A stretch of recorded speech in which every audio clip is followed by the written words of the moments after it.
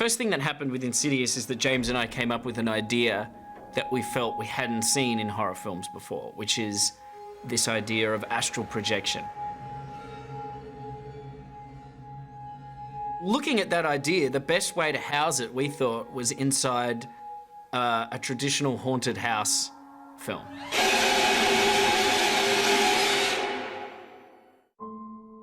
Insidious is really Lee and me harking back to the kind of like classic haunted house movies that we love.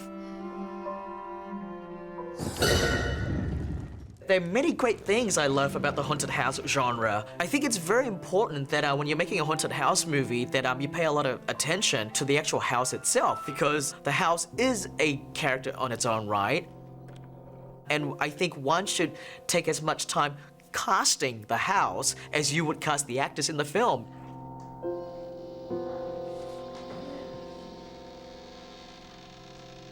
And I really wanted people, right off the very start of the movie, to look at the house in the film and go, well, obviously it's a scary haunted house. Look how scary looking it is, you know? Like, look how old and ancient and creaky it is. One of the things that I really wanted to carry from the start all the way to the end is I really wanted the film to have a pulse of its own, like the movie has its own heartbeat.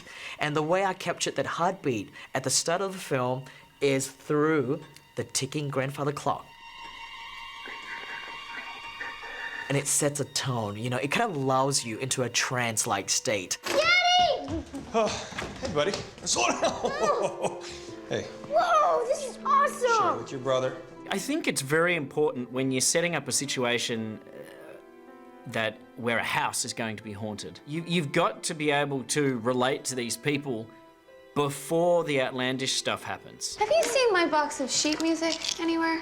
I don't know, babe. We look at them and we project ourselves into their shoes. We go, that's us. What would we do if we were in that situation?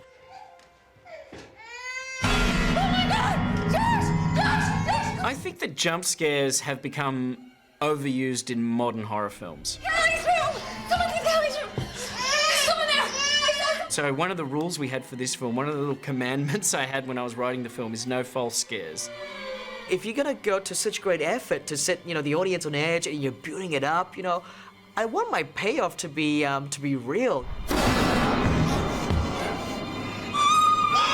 If you're going to put them through the trauma of a big scare, have it be real. Have it be the bad guy who's making their presence known. I want to leave this house. I can't spend another night here, please. Please, help me. Okay. We're going. When we shift and we move into the second house, I really want the house to just feel like a very happy, bright, sunny suburban home. That you wouldn't think anything, you know, bad or creepy would happen in that house. But yet, you know, the second home is when things get even more crazier. I think depicting a ghost in somebody's kitchen lets the audience instantly identify with it. Because when they leave the theatre and get in their car and drive home, they're going to be in their kitchen. Night is going to fall, and that film's going to come back to them if it was effective.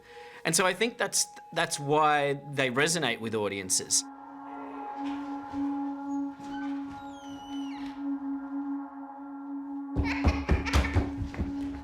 The haunted house genre deals in a world where we all can relate to.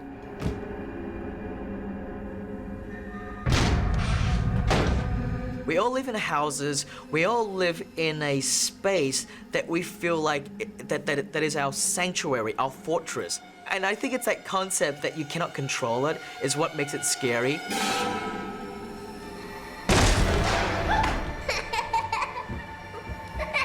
We didn't want to make just a typical haunted house film. We took what people think is a haunted house film, and then we spin it. And so, the second act of the movie becomes a possession movie. The defining characteristics are basically seeing somebody who is innocent and pure start to devolve into something demonic. The other sort of classic convention, who else do you turn to for help? Since you cannot turn to the police, you turn to a priest. It's first line of a joke, right? Guy comes home to find his wife with a priest. We thought that that was the logical thing for the family to do, but then we straight away pushed it into a different direction that you realize, guess what, the priest isn't really going to help this family out. With both the haunted house genre and the possession genre, there is a gradual build. You can't start at 100. Then there's nowhere to build to. Stephen, do you have your sketchbook? Yes I do. Good, because we're gonna need it. These possession movies tend to really spiral further and further out of control.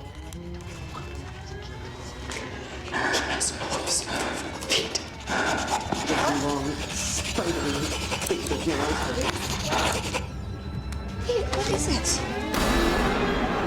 There are some classic staples of the haunted house genre and the possession genre that you're almost forced to deal with when you're writing one of these films. The seance scene.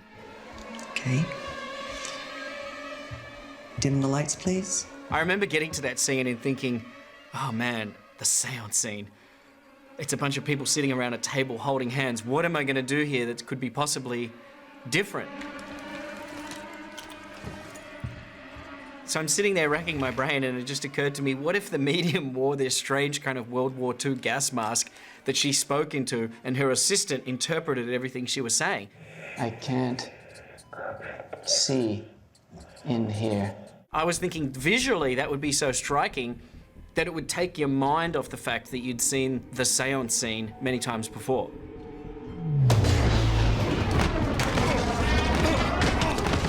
Another great classic conventions in possession movies is the character that's possessed needs to deteriorate. They need to get worse as the film progresses. It's a ticking clock thing, I think, you know, because it adds more jeopardy towards the end of the movie because you want to build to a climax. Leave this body now! We loved the idea that what starts out as a very traditional haunted house film turns into a thing where it's actually the boy that's haunted. But ultimately what we wanted it to become is something we haven't seen much of, perhaps something we haven't ever seen anything of, which is the astral projection genre. It's useless. I have no idea what I'm doing. With the fervor, one of the things that Lee and I really wanted to do was give our new spin to what is otherwise, you know, one could refer to as a limbo world. Is it the limbo world or is it hell? Hello? One of the things that Lee and I really wanted to do is to show you this astral dimensional world, this crazy world that's out there, right? But hinge it in our world. It's a very heightened world, but at the same time, it's very grounded in reality as well. The further is just a name for something that is beyond our world. It's further than our world. When Patrick goes into that world to look for his son, he's actually revisiting the first house at the start of the movie. What we wanted to do is go, okay, you've seen this house in a realistic environment. Now we're gonna show you that same house, but now through the point of view of the ghost, of the entities. We wanted the ghosts to look like dolls, like relics from a different era.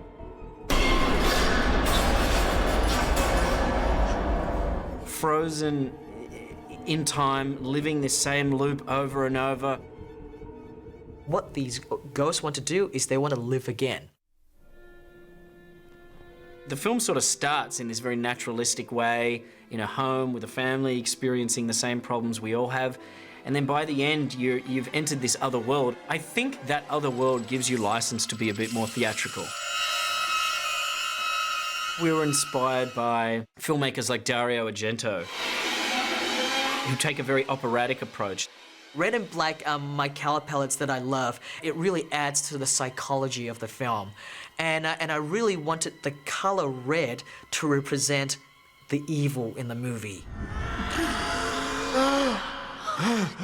You know the film is effective if you go home at night and you cannot sleep, or you start to think about the film that you've just seen, and it slowly creeps into the back of your mind and has planted an insidious seed in your head.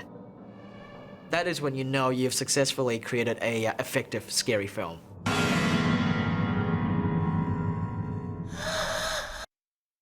This is Ben Wolf behind the scenes of Insidious. Action!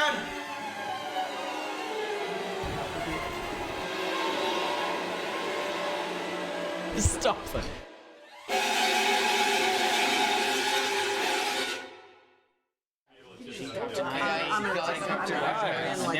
Welcome. Making horror films, ironically, is a lot of fun. You know, that's why a lot of people want to do it. Wolf. What? James likes to keep a good mood on set when he's directing. Just give us like 10 minutes. He loves to joke around. My scooter. Mine. You know, he's very serious about what he does, but he keeps everyone laughing, and really the director sort of establishes the mood. So the mood is already going to be light, no matter what film he's directing. Action! Hello. What's up, buddy? Oh. Check it out. Share it with your brother. Patrick has been so great for me in this film because I'm not a father, I'm not married, and so I actually had to rely a lot on Patrick's own experience with, been a married man and a great, beloved father to his kids. Okay, we can do that. Patrick was great with the baby. I mean, he's got kids himself, and like he was really good with the baby, which would cry a lot. So I think the baby needed a lot of attention. There's a camera right there. We could take a picture of the camera. I actually took a lot of advices from Patrick as to how best to deal with the kids. Really well on this one. Interestingly enough, Ty played Patrick's son in the film Little Children. And so part of the reason too why I cast Ty is because not only was he a great actor, but he also has a shorthand chemistry with Patrick already, having worked with him before. He's making a comment. This is a comment for me. We've come up with a story. Tell him what the story is. It's about a dog and on a boat, and the boat sinks. You want to see another rehearsal? Yes, please. All right, let's do another rehearsal, please, Patrick and Rose. Insidious is a pretty intense movie, and Rose and Patrick would joke around all the time. Can I not have some ice cream? What about like a sex toy or something? Just Just put not even comment, just batteries in it. I think that added to the chemistry that I wanted them to have as a husband and wife team. No, he wants the face cream. He's already got the face cream. I can't take my shit. Dad, Yeah. did you see my eyes open? No, but it worked. It's hard though. But you did But you did a But good you job. did it. Anything worth doing is hard. There's very few stunts in this film, but the ones that there are just brilliantly done. One of the great ones is, throwing Lee's stunt double across the room, smashing into the wall, crashing onto the credenza, and falling off onto the floor. I'm gonna hit that air ram and get catapulted into that wall. They have this hydraulic pump. It's basically a ramp, a springboard, that when you step on it, it springs up and flings you. So you can get that extra push. We're hot. Ready? Ready. And action.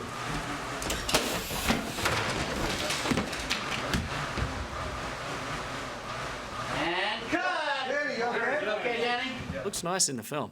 Lee did some good dialogue today, but I think I stepped it up with the wall stunt. You know what I mean? Ready? And action.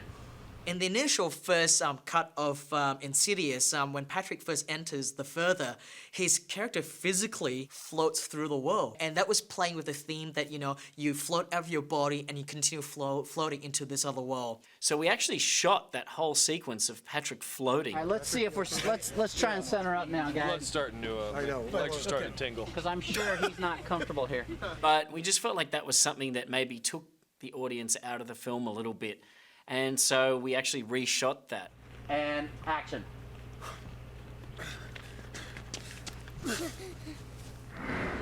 Right? Like as soon as I get away, right? So it's like bam, and bam, you go. We had a scene in the script where Patrick's character confronts the long-haired demon, played by Jay LaRose.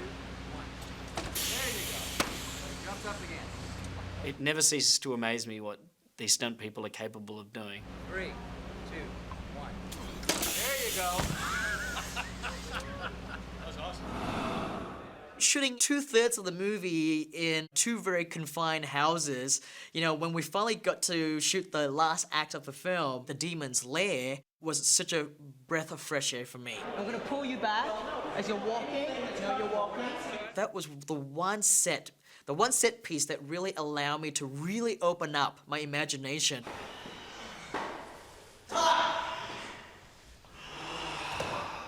Ty is an amazing young kid. I think that kid has a bright future in front of him. But because he is a kid, you know, and the subject matter we're dealing with here, you know, like monsters hiding in the dark, is very scary. Ty was fairly afraid sometimes because the demons were pretty scary. I try to kind of get in there with him, you know, and try to explain to him as much as I possibly can that it's not real, that, you know, all of this is make-believe. Nice. When you go like that and you kind of look in your mouth, you can kind of see your other teeth. Really? Yeah. Let me see. Yeah, see? Yeah, you see and you see how the inside of his mouth is not painted? You see that? It's not painted at all. James would take him into the makeup trailer and show him Joe Bashara, who played the demon. That's the real Joe. Something like that. And show him that, look, you know, before all the makeup gets put on, it's actually just a guy. Are they glued on? No. They pull right off. See, you see it. See, look, it's all painted. Every chance I get, I try to kind of bring myself down to his level. Like literally, a lot of times I would kind of like, you know, get down, you know, so he can see me eye to eye, and so that he can see that I'm not just a grown-up telling him what to do, but that I'm actually his friend. Action! Go, faster, faster. Everything's practical, and if you wanted hoofs walking on the floor, hey, guess what? You stick it on 2 sticks, and you just sort of stomp it along the floor, and you just shoot the close-up of the hoofs. It doesn't look scary at all. But you forget the magic of editing and sound effects and music and everything that can turn something that looks comical into something quite scary. Action. Keep backing up. One day, the ghosts had been sitting around too long, I think, and they suddenly decided to do a dance. Zombie hands, and let's add some jazz fingers. Jazz fingers. That's what happens when you have a whole bunch of extras just sort of sitting around and not have much to do. They start to amuse themselves. Zombie hands. Zombie hands. Spirit fingers. Zombie hands. And I think that's great. Again, it plays into that thing of how you amuse yourself on the set of a horror film. We are the ghouls, and we're too cool for school. It's a very light mood, believe it or not, on a scary movie film set. Bye. Yeah. That's the best you've got? You get a bunch of your friends together, and you go out there, and you know, and you're trying to do, you know, like crazy things. It's fun. It's a fun movie. Come on, step aside. Let the screenwriter deal with this. No. We had a great time making this film. A really great time. Au revoir. See how that was over better here, than just over bye? here. It was French. Au revoir, monsieur. If you're a girl. If you're a girl. I just got rewritten. I wanted to create characters that are a bit out there, very theatrical in the way they look. I love the idea that my ghosts, in a lot of ways, are trapped in time. And action. We wanted to have a multitude of different ghosts. We didn't just want to have one villain. We thought of it like a pyramid. At the top, there's the scariest one, the most malevolent. And then below him are almost like these minions that are more benign but still scary. I really wanted the film to start off very slow, where you don't see anything, right? But I really wanted to build towards the ending, you know, where you eventually start to see basically a whole range of these entities that are trying to cross into our world. Action! I play a fiend, a ghost, I guess, in the spiritual world. Kind of a bad guy, a badass ghost. I kept rooting for the Krispy Kreme fiend, you know, where I just be eating Krispy Kreme donuts all the time. The long-haired fiend was actually a character that was inspired by a story that Lee and I had heard from a friend of ours. He said one night he woke up and saw a man dressed in a long trench coat with long hair pacing outside his room. So that was where the image came from.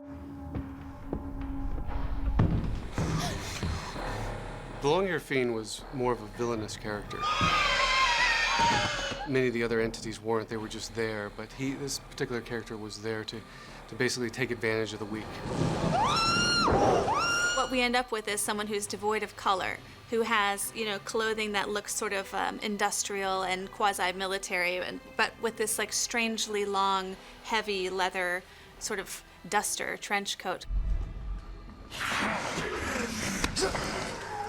James wanted him scarier, but not as scary as some of the other entities that we had. Eleanor and I decided that sweeping his hair off of his face would be best because it just lets his actual appearance look more like you can actually see he's dead.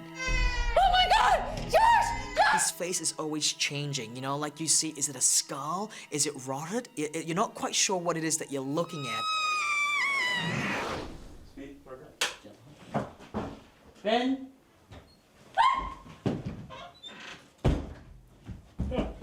I knew I wanted a creepy kid in the film, a creepy ghost kid, but I didn't want the kid to be played by an actual child.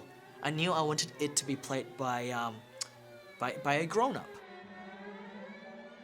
The dancing boy was really great to create. Ben Wolf played him, and he is a small guy. But my feeling always was that it kind of had to be something that was from the early 20th century, so anywhere from like 1900 to 1912, in that range. Okay, great. The idea is that if you have seen pictures from that time, that look is familiar to people. Okay, stand by. When James and I started talking about this film, we wanted to have one central entity that would be the scariest. More. Right. Ready? That's good, that's good. The reason why he's called the lipstick face demon is because he literally paints his face with a red lipstick.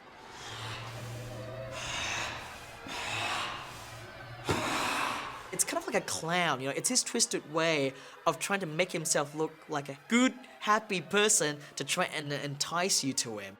He's the one who's out there trying to suck in the spirits of innocent people, especially children, try and get them out of their bodies, to draw them out into the further so that he can then go in and inhabit their body. So the difference between a demon and a ghost is that a demon was never human and ghosts were human. So ghosts used to be people and then they died or went into the further, and they retain that human quality, but a demon is always other. James said, I want him to be bald and I want him to be paunchy with hair on all the wrong places. And he wears lipstick and then he just kind of smears it all over his face and it's just creepy and wrong.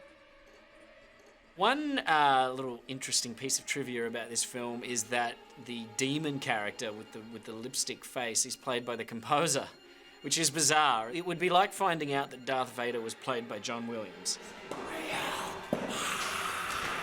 The demon is almost like a character out of like some crazy mystical carnival. If he was to exist in our world back in the 1800s, he would be behind cages and he would be seen as this oddity. Ready? Let's light the candle. The old woman in the film is actually played by a man, which is something that James just thought would be a macabre touch, to have a man in drag. And blow! When people asked him why, he said it's just creepy. And you don't know if this is a man, you don't know if this is a woman, you don't know. It's just disturbing because there's something not right. I mean, we knew that it was going to be a Victorian dress, and we knew that it was probably going to be black, and we knew that there was probably going to be a veil. What do you want from me? What do you want from me? I came up with the idea of a washed-up child movie star who wore very thick pancake makeup, had an antiquated hairstyle, overdrew her lips, and just was kind of wrinkled and it was thick. She's dressed as if she's getting married in a weird way. It's this weird, off-putting sense of looking more attractive. Leave me alone! I love the horror genre. It's so much fun to be behind the driver's wheel of making people scared. I love working on horror movies. Nothing like horror to really get your creative juices flowing.